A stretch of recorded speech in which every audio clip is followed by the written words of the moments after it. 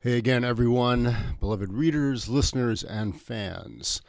I am, yes, you guessed it, Michael Stephen Fuchs, author of the #1 best-selling Arisen Special Operations Military Post-Apocalyptic Epic series.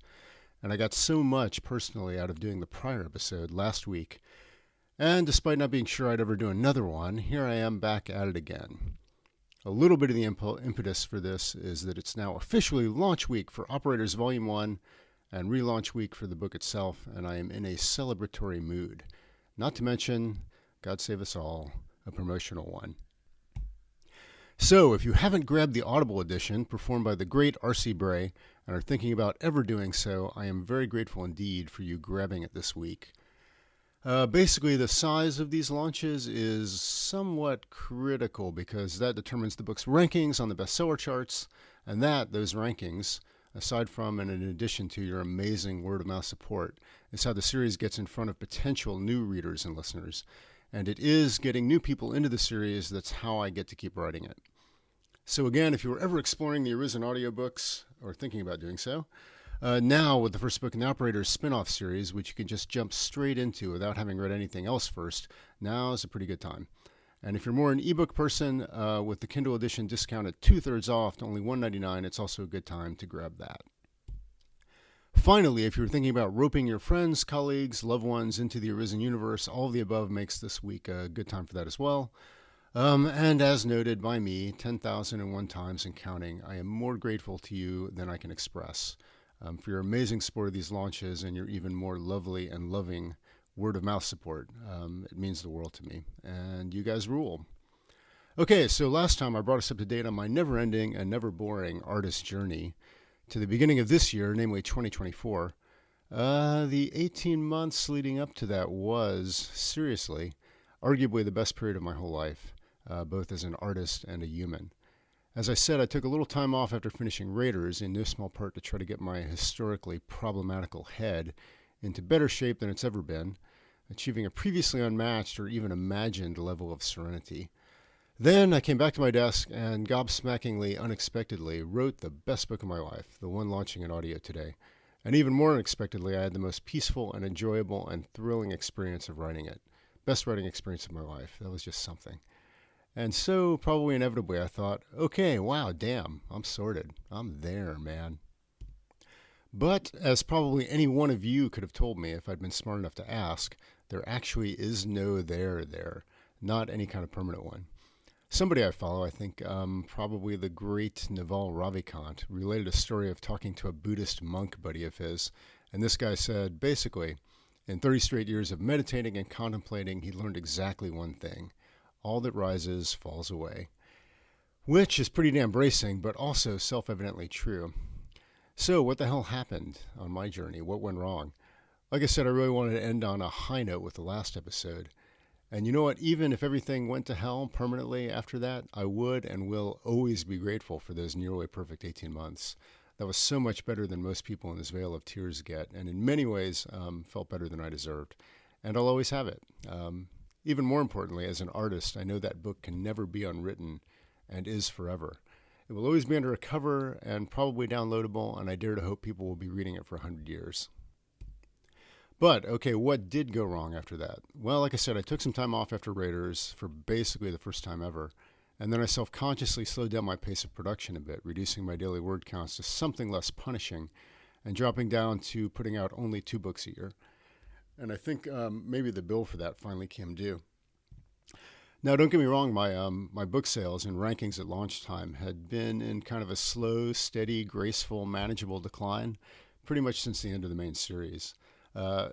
Looking back then for some unimaginable and stupid reason, I thought not only that those salad days would go on forever, but that the rate of ascent I'd seen up to that point would continue, that I'd keep climbing forever, which shows what I know, which is nothing. Anyway, so the last quarter of last year was the first one in a long time in which I brought in significantly less money than I spent. And then at the beginning of the year, I got hit with this gargantuan tax bill I didn't quite see coming. And basically, I freaked the fuck out.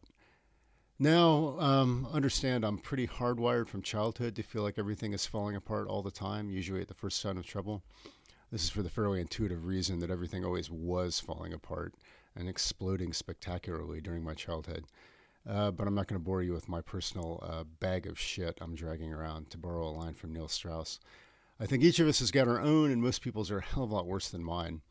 Hemingway said, and you hear me quote him a lot, "Forget your personal tragedy. We are all bitched from the start, and you especially have to hurt like hell before you can write seriously." Anyway, so I freaked the fuck out about sales and rankings and my career trajectory and money, and decided I needed to stop the ship entirely and focus on the whole marketing side of the operation.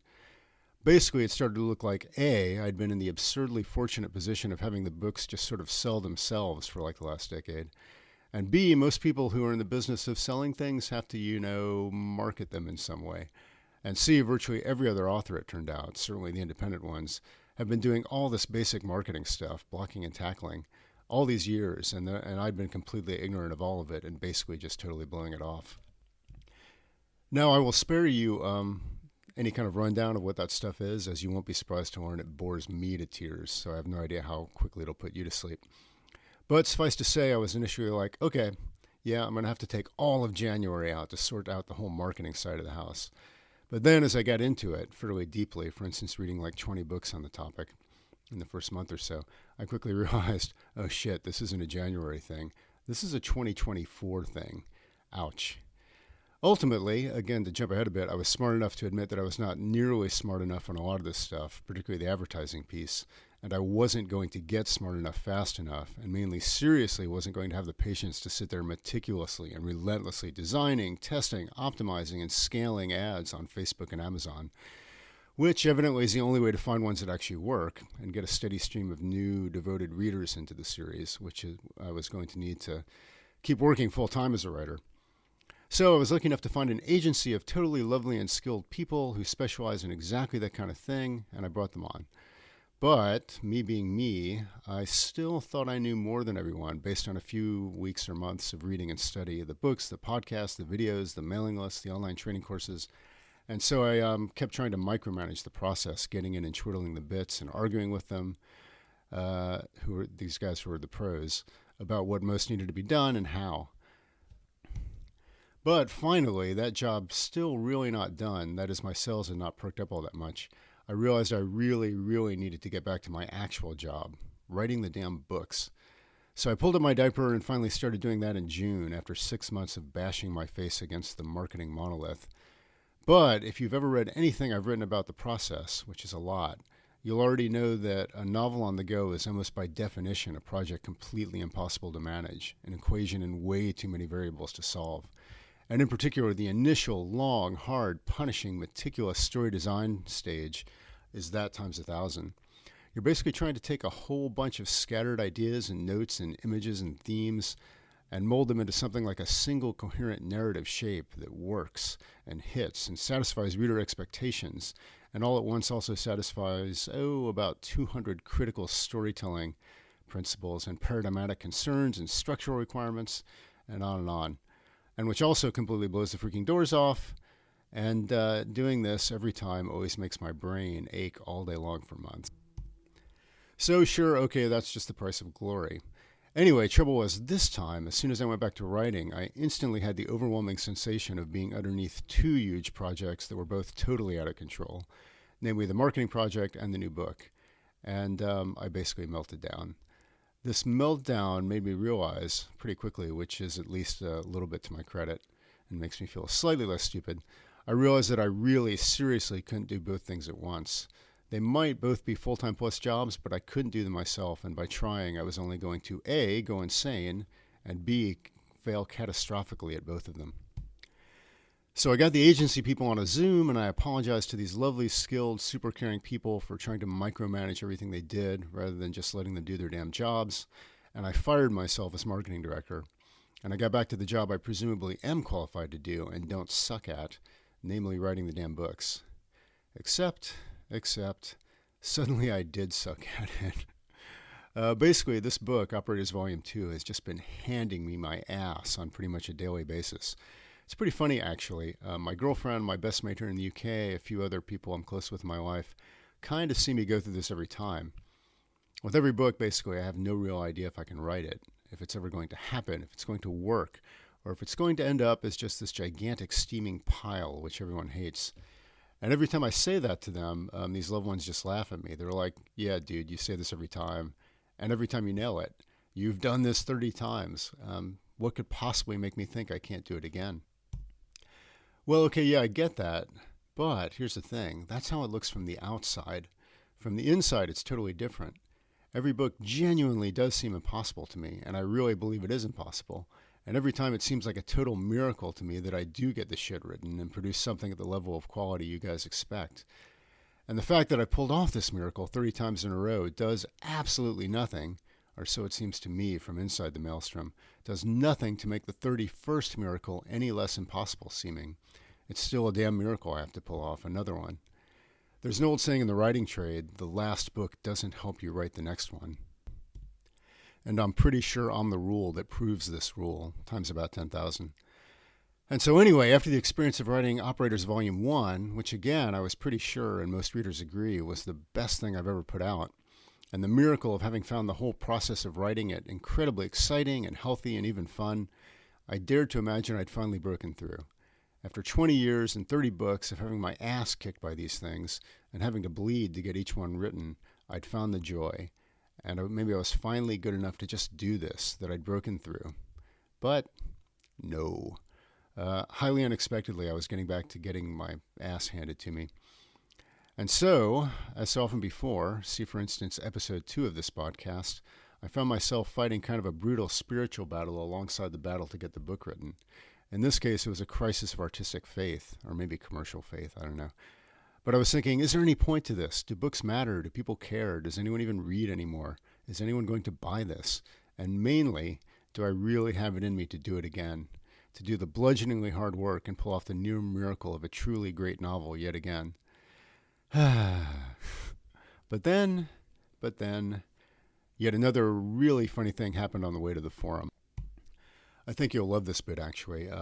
All year I've been rereading, or mainly re-listening to, the series again. I always had to do this before each writing cycle of the main series for the intuitive reasons that I needed to know what the hell was going on, which story threads were up in the air, where characters were on their journeys and character arcs, remembering all the things I'd set up so I could actually pay them off, etc., etc. And this time around, I realized that because the rest of Operators takes place back at Hereford and in the UK, and with Alpha Team back in the mix, I really needed to be familiar with all this stuff again. So now I was going through the whole main series arc just one more damn time. And guess who was there? Yeah, you guessed it, the Operators, and their lessons, and their principles. Namely that, faced with seemingly insuperable adversity, the solution is always the same, over and over again. Digging down just one more damn time, and finding the resilience and resolve to complete the damn mission. And so I basically found myself getting lectured by the guys I had created to be unstoppable and to never give up and to never complain, despite the setbacks suffered and injuries and friends fallen. I found myself, 2024 Michael, getting a deeply necessary lecture from like 2016 Michael. In particular, at kind of my lowest moment, I fired up book 7, which has Juice having this big dark night of the soul at the very beginning of the book. And I'm just going to play the critical excerpt from it for you, both because I can't improve upon it and because I definitely can't improve on R.C. Bray's performance. So here you go. Juice was tired. He was tired and hurting and wounded and exhausted in his soul.